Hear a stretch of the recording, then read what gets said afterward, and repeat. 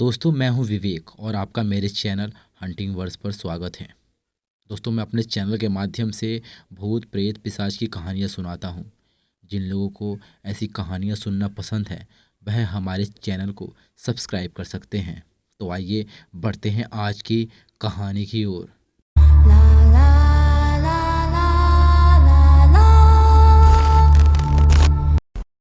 दोस्तों मेरा नाम जगदीश है और ये घटना 5 साल पहले की है जो मैं आज आपको बताने जा रहा हूँ। मैं पेशे से एक लकड़हारा हूँ। जंगल से लकड़ियाँ काट कर उन्हें बेचकर पैसे कमाता था। मेरा रोज का यही काम था और हम लोग एक ग्रुप में किसी जंगल में लकड़ियाँ काटने के लिए जाते थे। लकड़ियाँ काटने के बाद शाम को उन्हें लेकर बाजार में जाते और बेचकर पैसे कमाकर अपने घर चले जाते। इन्हीं पैसों से हमारा परिवार चलता था। दोस्तों ये उस वक्त की बात है जब हम लकड़ियाँ काटने के लिए काफ़ी दूर गए हुए थे। दरअसल हमारे पास के जंगलों में लकड़ियाँ शायद कम ही बची थी और उसमें एक फॉरेस्ट गार्ड था। उस दिन उसने हमसे कहा था कि इस जंगल में घूमने के लिए बड़े बड़े साहब आने वाले हैं। आज तुम इस जंगल में लकड़ियाँ काटने के लिए मत आना। अगर तुम गलती से पकड़े गए और उन अफसरों को पता चल गया कि मैंने ही तुम्हें इस जंगल में लकड़ियाँ काटने की इजाज़त दी है तो मेरी नौकरी जा सकती है। इसलिए तुम आज इस जंगल में से लकड़ियाँ काटना छोड़कर किसी दूसरे जंगल में चले जाओ। उस अफसर की बात सुनकर हम उस दिन उस जंगल में नहीं गए। हमारे ग्रुप के एक आदमी को किसी जंगल के बारे में पता था, लेकिन वो ये भी बोल रहा था कि वहाँ पर हम लोग एक साथ ही रहेंगे क्योंकि उस जंगल में कुछ अजीब अजीब सी आवाज़ें आती हैं। लोग कहते हैं कि वहाँ पर एक बूढ़ा आदमी और एक बच्चा घूमता है। लेकिन सब लोग उसका मजाक उड़ाने लगे, उसकी खिल्ली उड़ाने लगे कि तू भी यार, इतने साल से हम लोग लकड़ियाँ काट रहे हैं, किसी जंगल में किसी ने भूत प्रेत देखा है? अगर देखा है तो बोलो। तो किसी ने भी हामी नहीं भरी। शायद उस आदमी को ये बात सुनकर थोड़ा बुरा लगा और हमें वो आदमी उस जंगल में लेकर चला गया। उस जंगल में जाने के बाद हम लोग लकड़ियाँ काटने लगे। सब लकड़ियाँ काट काट कर गट्ठर बांध रहे थे। मैंने भी लकड़ियाँ काट कर 2 गट्ठर बना ली और साइकिल पर लाद लिया। लकड़ियाँ लादने के बाद सब लोग कहने लगे कि अब निकलते हैं इस जंगल से। अब शाम भी होने वाली थी तो हम लोग एकाएकी करके साइकिल पर बैठकर जंगल से निकलने लगे। लेकिन मैं पता नहीं क्यों उनसे पीछे छूट रहा था और देखते ही देखते बाकी के लोग काफ़ी आगे निकल गए और मेरा पिछला टायर झटका देने लगा। तभी आगे से आवाज़ आई, जगदीश क्या हुआ, चलना नहीं है क्या? मैंने उन्हें आवाज़ मारते हुए कहा, आता हूँ मैं, तुम वहीं रुको, लगता है मेरे पिछले टायर की हवा निकल गई है। अब मैं अपनी साइकिल से नीचे उतरकर पिछला टायर देखने लगा। सच में टायर की हवा निकली हुई थी और टायर पूरी तरह से पिचका हुआ था। जिसके बाद मैं साइकिल पर ना बैठकर उसे आगे की तरफ धकेलता हुआ पैदल जाने लगा। कुछ दूर जाने के बाद मेरी साइकिल अचानक अपने आप रुक गई। मैं कितना भी धक्का दे रहा था लेकिन मेरी साइकिल आगे नहीं बढ़ रही थी और अगले ही पल मेरे साइकिल के चारों ओर पता नहीं कोई चीज़ घूमने लगी। वो मुझे दिखाई नहीं दे रही थी लेकिन वो मेरे चारों तरफ घूमे जा रही थी। घूमते घूमते उसे देखकर मेरा सर चकराने लगा और मैंने हाथ से अपनी साइकिल छोड़ दी। मुझे सामने से अपने दोस्तों की आवाज़ सुनाई दे रही थी लेकिन मैं कुछ नहीं बोल पा रहा था। मैं बोलने की कोशिश कर रहा था लेकिन मेरे गले से आवाज़ नहीं निकल रही थी। और अगले ही पल जब मैं उठकर खड़ा हुआ तो देखता हूँ कि मेरे साइकिल के लकड़ी के गट्ठर पर एक बूढ़ा आदमी बैठा हुआ था और उसने अजीब सा चोगा पहन रखा था वो भी सफेद रंग का, और वो मेरी तरफ देखकर हंसने लगा और कहने लगा, क्या हुआ? अटक गए हो? लकड़ियाँ काटने आए हो? बोलना, लकड़ियाँ काटने आया है?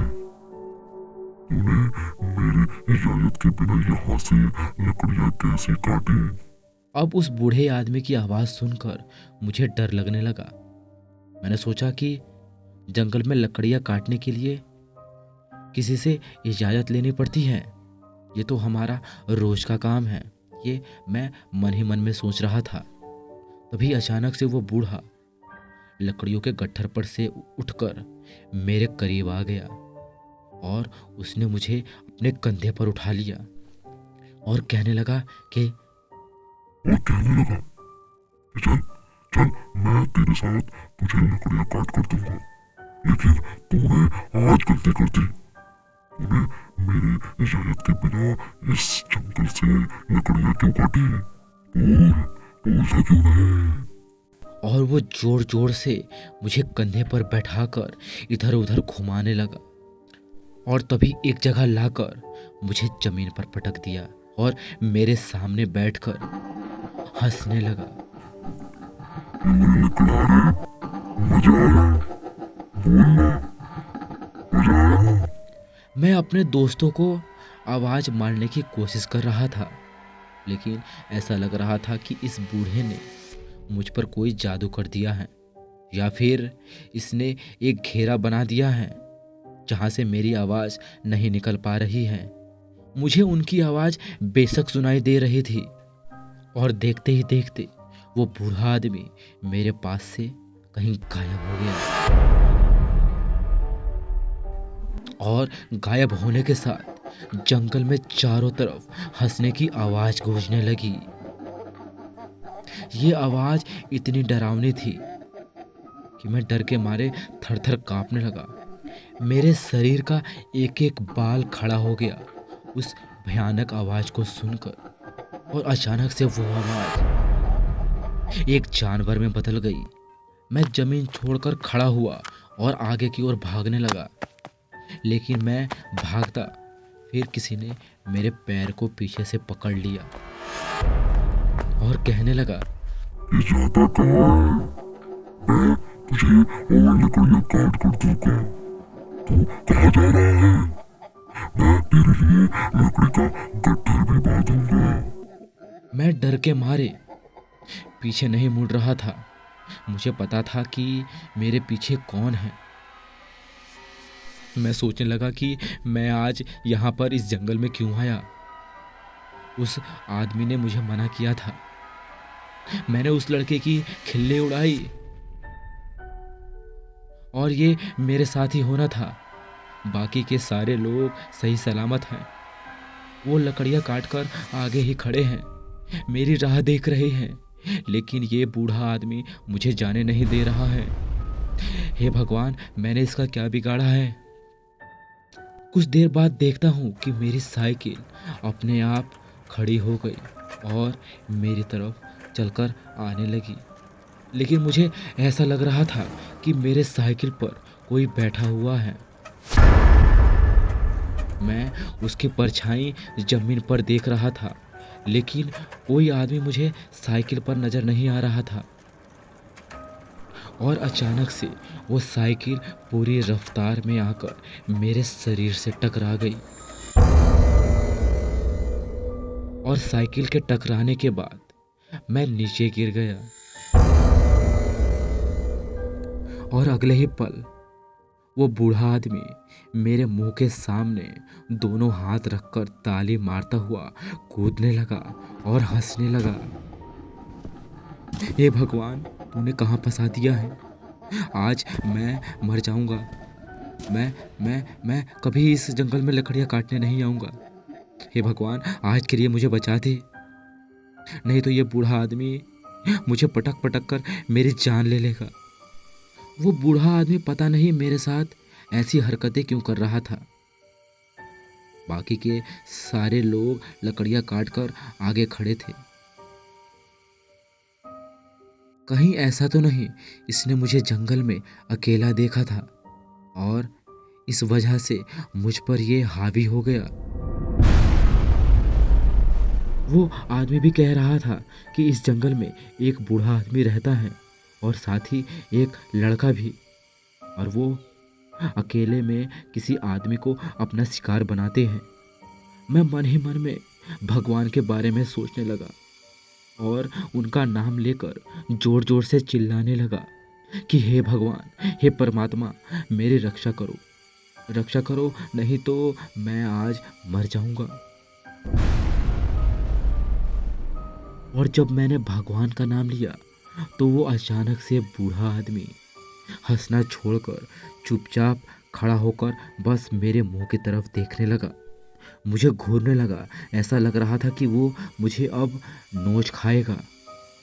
तभी मुझे एक आगे से रोशनी दिखाई दी जो मेरी ओर ही बढ़ती चली आ रही थी। उस रोशनी ने मेरी तरफ अपना हाथ बढ़ाया। मैंने उस रोशनी के हाथ को पकड़ा और जमीन से उठकर खड़ा हो गया।